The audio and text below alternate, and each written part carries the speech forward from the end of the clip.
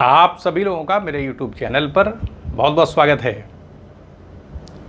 आज आपके समक्ष द्वैतवाद के संस्थापक मध्वाचार्य और अद्वैतवाद के संस्थापक शंकराचार्य के मतों की थोड़ा सा तुलना की जाएगी। जो भी वीडियो आपके सामने प्रस्तुत किया जाता है, प्रयास रहता है सरल शब्दों में पूरे खुलासे के साथ उसको रखा जाए, क्योंकि वीडियो हर प्रकार के लोग देखते हैं।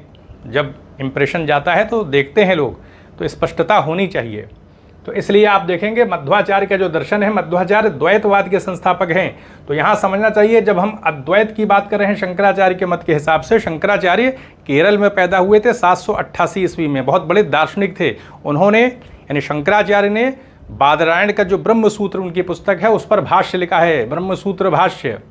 इस आधार पर कहा जा सकता है कि बहुत बड़ा कार्य शंकराचार्य ने किया, क्योंकि बादरायण ने पूरे उपनिषदों का निचोड़ प्रस्तुत किया था और ब्रह्म सूत्र नामक पुस्तक उन्होंने लिखी। 500 से ऊपर श्लोक है, 555 के आसपास, और फिर उस पर भाष्य लिखा है शंकराचार्य ने और अपना मत दिया है अद्वैतवाद का, जिसके अंतर्गत एकमात्र सिर्फ ब्रह्म की ही सत्ता है बस, और बाकी किसी चीज़ की सत्ता नहीं है।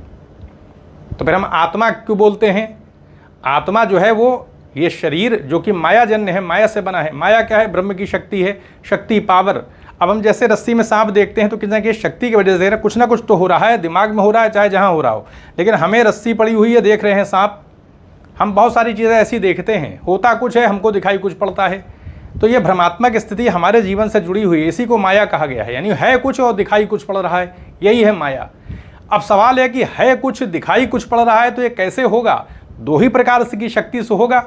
अब पड़ी है रस्सी, तो उसका एक रस्सी का स्वरूप है, जैसे हमारा अपना एक रूप है, लेकिन वो रस्सी का स्वरूप छुप गया है, हमारे सामने नहीं हो। हम सांप देख रहे हैं, क्योंकि सांप का ज्ञान भी हमारी स्मृति में कहीं ना कहीं है। बुद्धि ये काम कर रही है, कुछ का कुछ जो देख रहे हैं वो बुद्धि से ही हो रहा है, कहीं ना कहीं माया के माध्यम से। तो अब है वहाँ रस्सी, हम देख रहे हैं सांप, तो ये प्रक्रिया हमारे साथ होती है। तो इसी को माया क्या है? इसका मतलब क्या है कि कुछ ना कुछ तो है, तो किसी स्वरूप को ढका जाएगा, यानी जो चीज़ पड़ी हो उसका स्वरूप छिप जाएगा। तो ये हो गया आवरण। आवरण मतलब जैसे चादर किसी ऊपर डाल दी जाए तो आवरण हो जाता है, फिर शरीर नहीं दिखता। जब चादर पड़ जाती है तो लोग रज़ाई में जाड़े में सोते हैं तो शरीर छिप जाता है, तो आवरण हो गया। और उसके बाद विक्षेप अब होगा, किसी दूसरे रूप को वहाँ पर रखा जाएगा, वो सांप का रूप आ जाता है, हमको रस्सी सांप के तौर पर दिखने लगती है। तो आवरण और विक्षेप ये माया की शक्ति है। अब इस आधार पर शंकराचार्य बता रहे हैं कि ये जो ब्रह्म की शक्ति है माया, ये जड़ होती है, उपाधि रूप होती है, ब्रह्म के स्वरूप का अंश नहीं होती।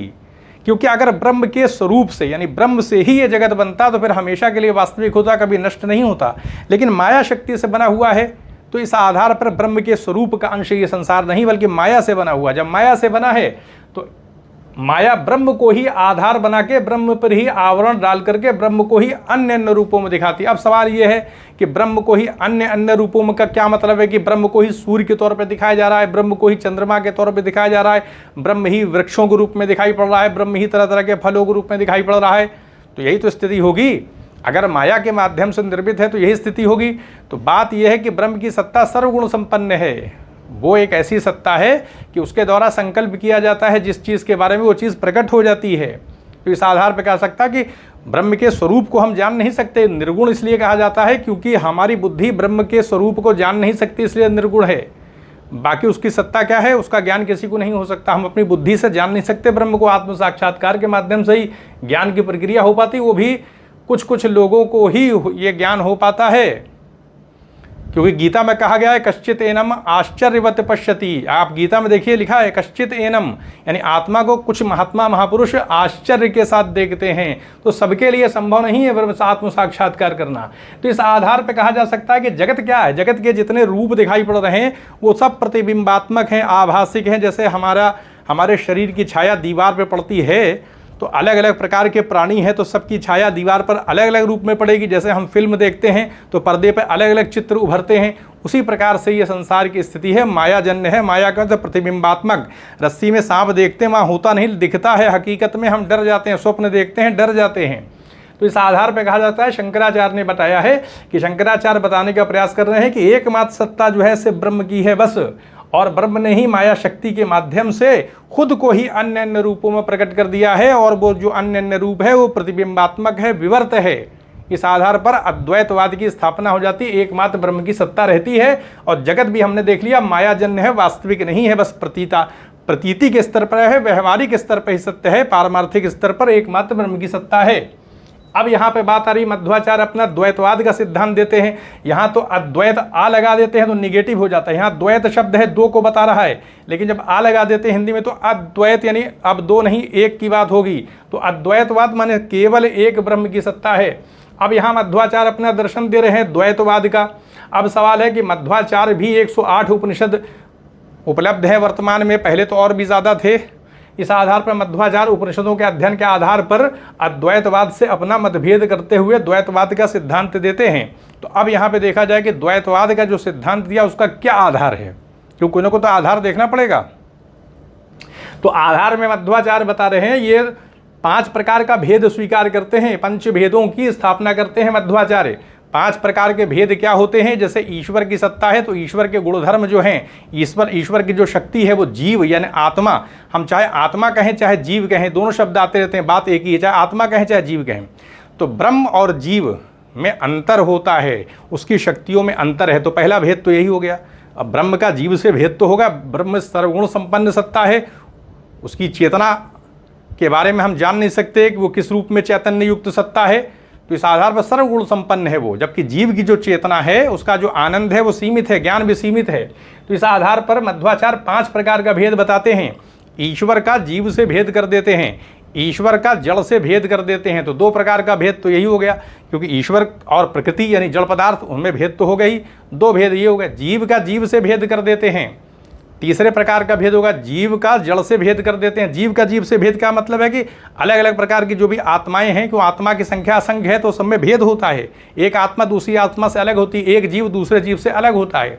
तो ये भेद हो गया, यानी जीव का जीव से भेद है, जीव का जड़ से भेद है, जड़ अलग है जीव अलग है, और जड़ का जड़ से भेद है। तो इस प्रकार से 5 प्रकार के भेद को स्वीकार करते हैं। तो इसका मतलब क्या है कि मध्वाचार्य बताते हैं कि स्वतंत्र तत्व के तौर पर ईश्वर की सत्ता है, ईश्वर को मानते हैं स्वतंत्र तत्व के तौर पर। और परतंत्र या अस्वतंत्र यानी किसी पर निर्भर होना, इसी को परतंत्र कहते हैं। अगर हम दूसरे पर निर्भर हैं, हमारी आजीविका, हमारा सब कुछ किसी दूसरे मनुष्य के आधार पर चल रहा है, आश्रित है हम किसी के, तो इसको परतंत्र कहते हैं, दूसरे पर निर्भर हो जाना। तो अस्वतंत्र यानी आज़ाद नहीं है, स्वतंत्र नहीं है, अपनी इच्छा से कुछ नहीं कर सकते। इस आधार पर परतंत्र या हम कह लें अस्वतंत्र। इस आधार पर प्रकृति और जीव को परतंत्र बता दिया है और ईश्वर को स्वतंत्र बता दिया। यह है द्वैतवाद। और जीव ईश्वर का अंश नहीं है, समझ लेना चाहिए, हमेशा से है जीव, अंश रूप में नहीं है। हाँ, वो सब कुछ क्रिया करता है ईश्वर के आदेश पर, ईश्वर के बिना वो कुछ नहीं कर सकता। एक दासता रहती है जीव की, लेकिन उसकी सत्ता हमेशा से रहती है, ये मध्वाचार्य बताते हैं। और प्रकृति की भी सत्ता है, जड़ पदार्थ की भी सत्ता है। तो इस आधार पर अगर संसार को बनाना होगा तो कैसे संसार बनेगा? ईश्वर के द्वारा पहले से उपस्थित जड़ पदार्थ का उपयोग करके इस सृष्टि को बना दिया जाएगा। तो ईश्वर निमित्त कारण हो जाएगा, सिर्फ बनाने वाला। पदार्थ तो पहले से ही उपस्थित है और भी हमेशा से है, और वो है प्रकृति। तो इस आधार पर ब्रह्म निमित्त कारण हो जाता है और प्रकृति क्या है?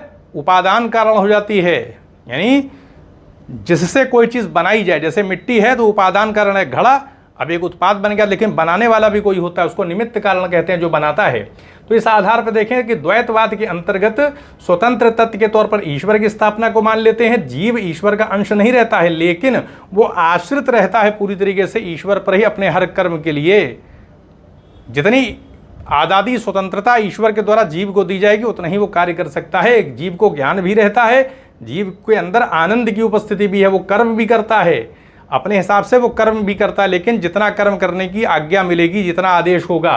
तो इस आधार पर स्वतंत्र और अस्वतंत्र तत्व के द्वैतवाद को मान लेते हैं। 3 प्रकार की सत्ता, यानी ईश्वर की सत्ता को, जीव की सत्ता को, प्रकृति की सत्ता को मान लेते हैं, द्वैतवाद कर देते हैं। द्वैतवाद का मतलब स्वतंत्र तत्व के तौर पर ईश्वर है और अस्वतंत्र तत्व या परतंत्र कह लें प्रकृति और जीव की सत्ता को स्वीकार कर लिया है। मध्वाचार्य ने अंश नहीं माना है जीव को, जीव हमेशा से है, सूक्ष्म होता है बहुत, हमेशा से जीव की सत्ता रहती है। ईश्वर की सत्ता भी हमेशा से है, प्रकृति की भी सत्ता हमेशा। इस आधार पर मध्वाचार्य द्वैतवाद को मान लेते हैं। और मानी सी बात, अपना तर्क कहीं ना कहीं उपनिषदों के आधार पर ही तो देंगे। किसी भी चीज़ को जब स्थापित किया जाता है तो कोई तर्क दिया जाएगा। तो इतने उपनिषद हैं, बड़े बड़े उपनिषद हैं, कुछ छोटे भी हैं, 108 हैं, तो उस आधार पर देखा जाए तो तर्क दिया और अपना द्वैतवाद को स्थापित किया। तो इस आधार पर प्रकृति वास्तविक हो जाती है, जड़ वास्तविक, यानी जो संसार है ये मध्वाचार्य के द्वैतवाद में वास्तविक हो जाएगा। वो जड़ पदार्थ तो पहले से ही उपस्थित हैं, उसके आधार पर बना दिया कि जो पर्वत हम देख रहे हैं, जो संसार देख रहे हैं वास्तविक है, जबकि शंकराचार्य के हिसाब से वास्तविक नहीं है, तात्विक परिवर्तन नहीं है, बल्कि वो प्रतिबिंब है, विवर्त है, छाया है। जैसे हमें रेगिस्तान में जल दिखता है, होता नहीं। तो इस आधार पर ये अंतर आ जाता है, जगत वास्तविक हो जाता है। जो चीज़ हम अपनी आंखों से देख रहे हैं वो वास्तविक है, ठोस है। हम छूते हैं तो आवाज़ टक टक की आती है, तो ठोस, उसमें ठोसपन है, चीज़ें वास्तविक है। हम चल रहे हैं, एक धमक आती है। तो इस आधार पर जगत को वास्तविक बता दिया, जगत व्यवहारिक हो जाता है। तो ये एक अंतर शंकराचार्य के अद्वैत वेदांत में, अद्वैतवाद में, मध्वाचार्य के द्वैतवाद में ये स्थिति दिखाई पड़ती है। तो यहीं पर अनुमति दें, चैनल को सब्सक्राइब भी करें, शेयर भी करें। आप सभी लोगों का बहुत बहुत धन्यवाद।